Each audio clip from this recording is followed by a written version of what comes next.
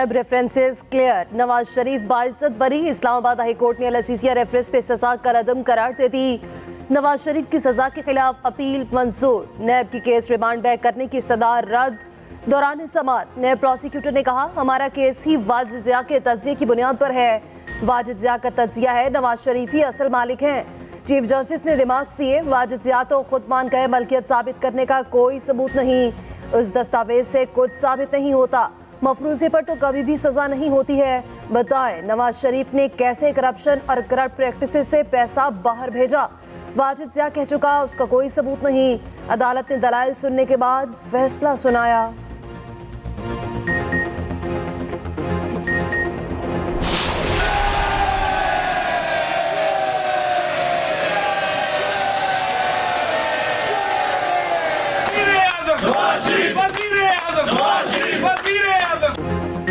फैसला आते ही नवाज शरीफ के हक में नारेबाजी, अदालती अहाते में कारकुनान का जश्न।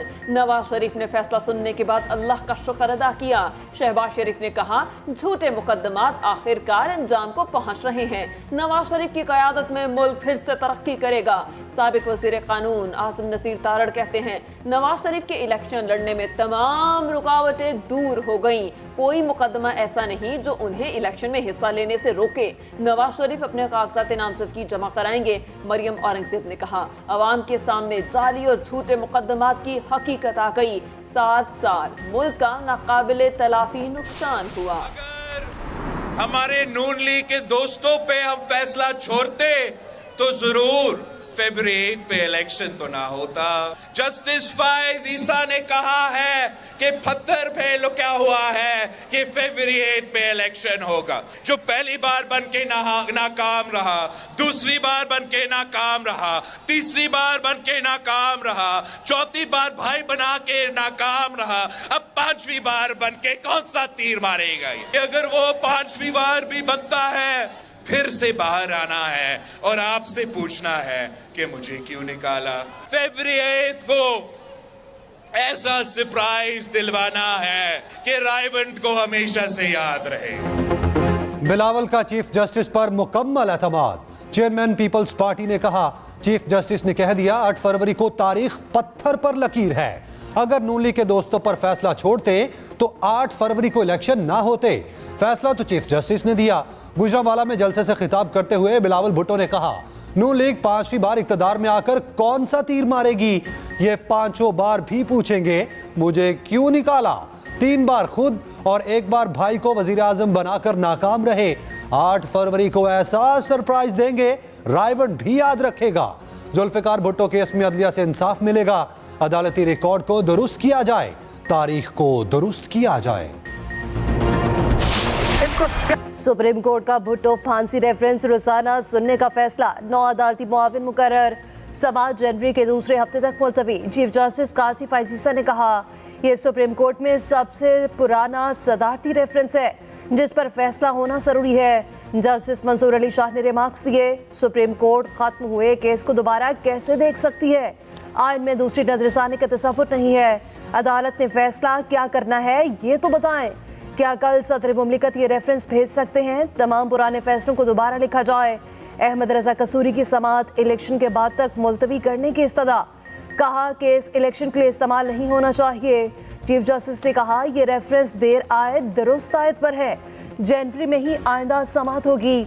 अदालत ने साबिक चीफ जस्टिस नसीम हसन शाह और जस्टिस दुराब पटेल के इंटरव्यूज के मुकम्मल स्क्रिप्ट तलब कर लिए।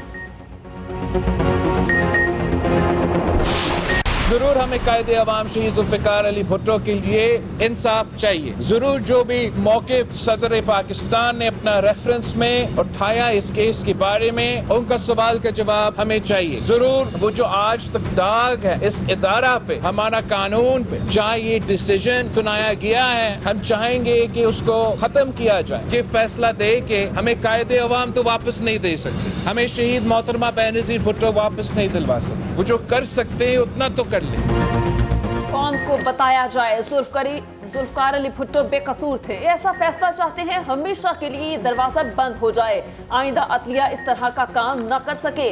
बिलावल भुट्टो की सुप्रीम कोर्ट में गुफ्तगू। कहा, इलेक्शन की तारीख बदली तो हम सबसे पहले अदालत आएंगे। आसिफ अली जरदारी भी बिलावल के साथ सुप्रीम कोर्ट पहुंचे। कारकुनान की जानिब से नारे लगाए गए।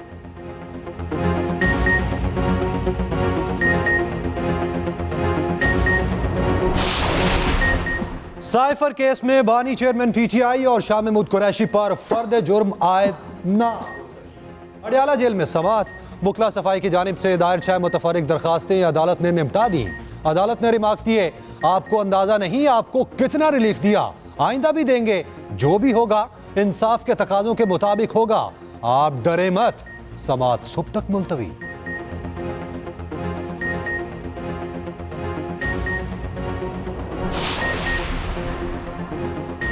जुडिशल काउंसिल की कार्रवाई का आखिर तक मुकाबला करूंगा, मेरी जात का नहीं सुप्रीम कोर्ट के वकार का मामला है। जस्टिस मुजाहिर नकवी का चीफ जस्टिस और जजेस को खुला खत लिखा। चीफ जस्टिस और जस्टिस सरदार तारिक ने साबिक चीफ जस्टिस को मेरे खिलाफ कार्रवाई के लिए खतूत लिखे। सियासी अशराफिया के हाथों खेलने से इनकार पर नताइज भुगत रहा हूँ। चीफ जस्टिस काजी फैजीसा ने जुडिशल काउंसिल का इजलास 14 दिसंबर को बुला लिया। जस्टिस मुजाहिर नकवी के खिलाफ शिकायत पर गौर होगा।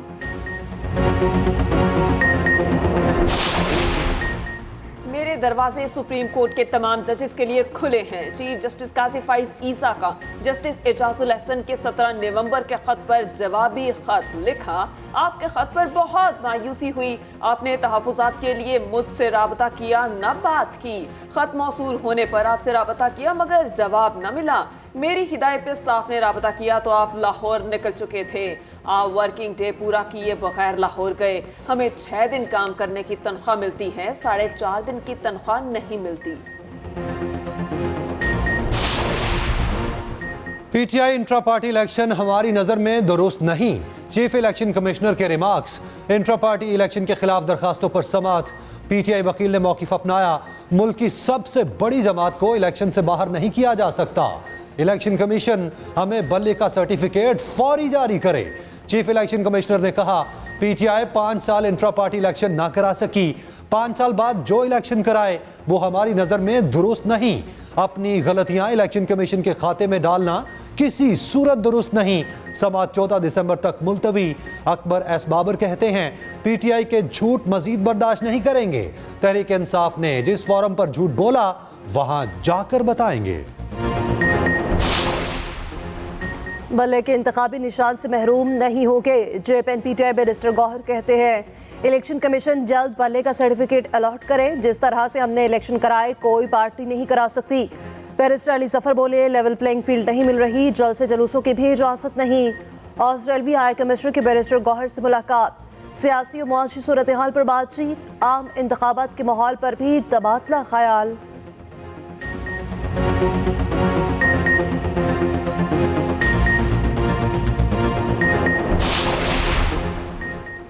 लड़ना जानते हैं मगर लड़ना नहीं चाहते। जितना बर्दाश्त करना था कर लिया। खालिद मकबूल सिद्दीकी की वार्निंग। मुस्तफ़ा कमाल बोले, पीपल्स पार्टी कारकुनान पर हमलों में मुलव्वस हैं। हम लड़ना नहीं चाहते मगर पीपल्स पार्टी ने लड़ाई शुरू कर दी।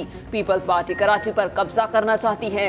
इस तरह की लड़ाई करके बिलावल वज़ीर आज़म तो नहीं बन सकते। कराची में फायरिंग से जान बहक 3 अफराद सबूर्द खाक। नमाज जनाजा में MKM कायदीन की शिरकत।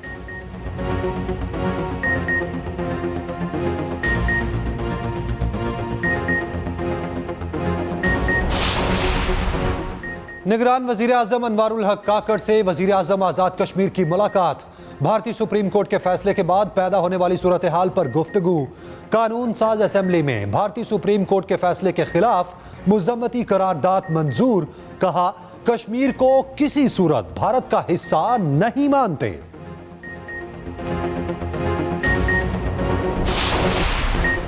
शरह सूद 22% की सतह पर बरकरार। स्टेट बैंक ने आइंदा 2 माह के लिए मॉनिटरी पॉलिसी का ऐलान कर दिया।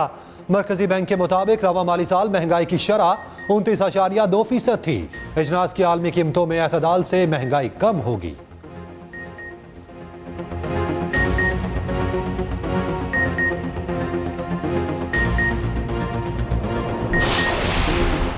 सोई सदरन की सिंध के लिए गैस महंगी करने की दरख्वास्त, कीमत 226 रुपये 18 पैसे फी MMBTU इजाफा मांग लिया। नई औसतन कीमत 1696 रुपये मुकर्रर करने की दरख्वास्त। ओगरा 18 दिसंबर को कराची में समाअत करेगा।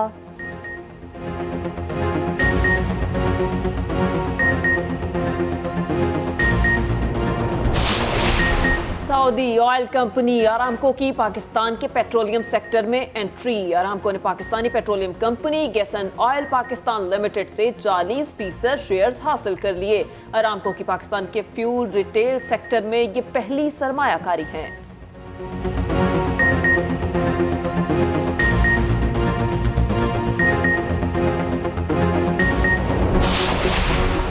मीठी चीनी के कड़वे दाम, कोयटा में चीनी का शदीद बहरान। फी किलो कीमत में 40 रुपए इजाफा, 1 किलो चीनी 180 रुपए की बिकने लगी। शहरी सरापा एहतजाज, हुकूमत से फौरी कीमतें कम करने का मुतालबा।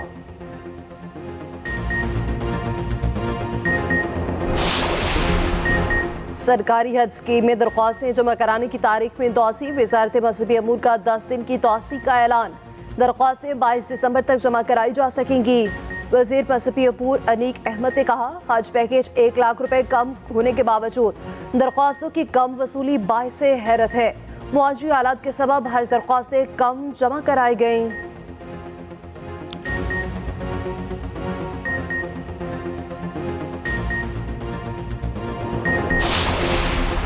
इस्तेहकाम पाकिस्तान पार्टी नून लीग के साथ सीट एडजस्टमेंट पर राजी। जहांगीर तरीन और अलीम खान की ज़ेर सदारत IPP की सेंट्रल एग्जीक्यूटिव कमेटी का इजलास। IPP 48 सूबाई और 27 कौमी नशिस्तों पर सीट एडजस्टमेंट की ख्वाहिशमंद। नून लीग की क़यादत मुनासिब तादाद और मौजू हलकों में सीट एडजस्टमेंट पर रज़ामंद।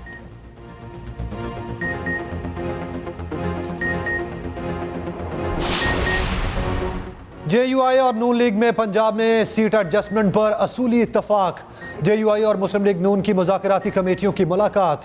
इंतखाबी उम्मीदवारों की हतमी फहरिस्तें तैयार करने के बाद दोबारा मुलाकात होगी। JUI का कहना है इंतखाबी और सियासी हवाले से मिलकर चलेंगे।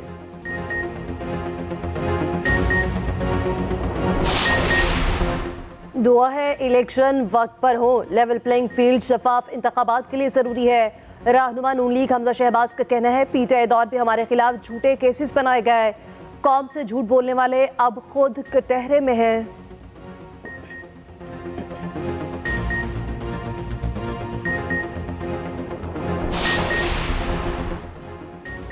कराची में अब पीपल्स पार्टी की हुकूमत नहीं बनेगी। MQM ने भी इलेक्शन से भागने का इंदिया दे दिया।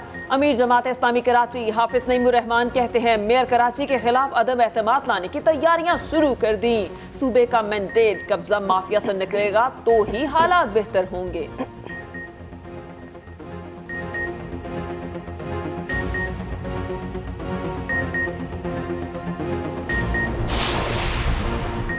पाकिस्तानी हुक्मरानों के इंतखाब में अमेरिका का कोई किरदार नहीं। अवाम की मुंतखब करदा क़यादत से ही बात करते हैं। तर्जुमान अमरीकी महकमा खारजा मैथ्यू मिलर का कहना है, पाकिस्तान और अफगानिस्तान में मुख्तलिफ मसाइल के सिफारती हल की हिमायत करते हैं।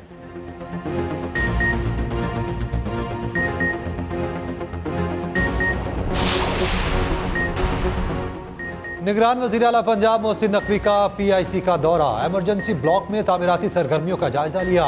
अपग्रेडेशन दिसंबर के आखिर तक मुकम्मल करने की हिदायत। OPD को भी अपग्रेड करने का हुक्म।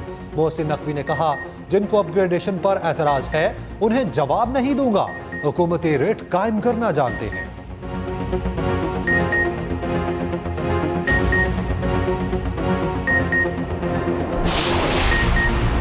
कम उम्र ड्राइवर्स को बड़ा रिलीफ। लाहौर हाई कोर्ट का बच्चों का मुजरिमाना रिकॉर्ड न बनाने और थाने से छोड़ने का हुक्म। अदालत ने कहा, SHO ही बच्चों की जमानत लेकर छोड़ दें। बच्चों को क्रिमिनल रिकॉर्ड न बनाएं, यकीनी बनाएं बच्चों को हवालात में न रखा जाए।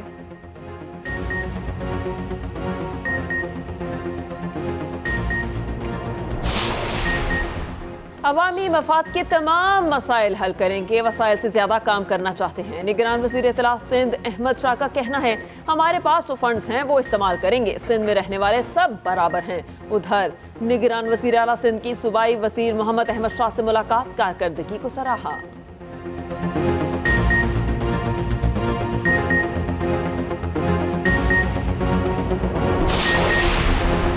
साल 2023 सियासी एतबार से इंतहाई अहम। पीडीएम को किन किन महाजों पर चैलेंजेस का सामना रहा। 16 माह में महंगाई तारीख की बुलंद तरीन सतह पर पहुंची। पीडीएम मुल्क को डिफॉल्ट से बचाने का दावा भी करती रही। निगरान हुकूमत ने बेहतर पॉलिसियां अपनाई, मईशत के लिए नुमाया इकदाम किए। कारकर्दगी पर खसूसी रिपोर्ट इसी बुलेटिन का हिस्सा। दौरे ऑस्ट्रेलिया के लिए कौमी टीम की भरपूर तैयारी। बर्थ के वॉकर ग्राउंड में जमकर प्रैक्टिस। पिच क्यूरेटर के मुताबिक बर्थ टेस्ट के लिए पिच में कुछ तब्दीलियां की हैं। पहला टेस्ट 14 दिसंबर से शुरू होगा।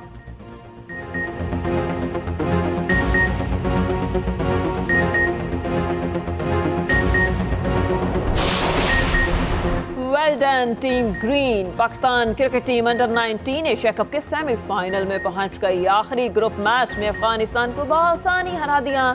शुमाइल हुसैन की all round performance man of the match करार पाए।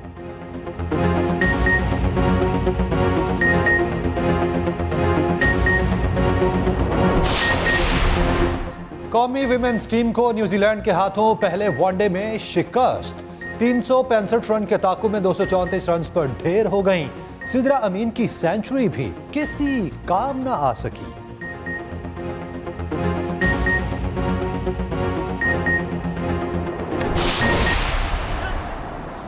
It goes to him, he scores! Spain have pulled one back, but it's a good advantage played again by Bruce Bale. Here's a great chance, oh they've got a third! Junior hockey world cup में Pakistan Spain से हार गया। 2 के मुकाबले 4 गोल से शिकस्त।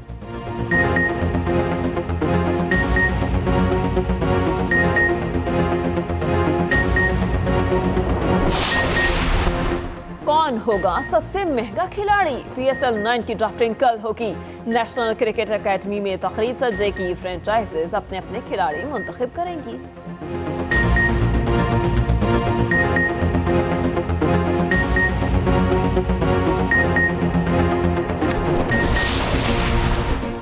Ronaldo का कोई जोड़ नहीं। स्टार फुटबॉलर ने इस साल गोल्स की निस्फ सेंचुरी कर ली।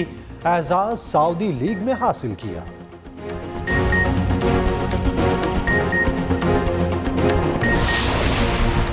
दो 2023 का क्रिकेट वर्ल्ड कप तनाज़ात की जद में रहा। भारत की मेजबानी ने कई सवालात को जन्म दिया। पूरे इवेंट पे भारत पर कई इल्जामात लगे। पाकिस्तानियों को भी वीजे तक जारी न हुए। क्या क्या वाक़यात रूनमा हुए, देखिए इसी बुलेटिन में खसूसी रिपोर्ट।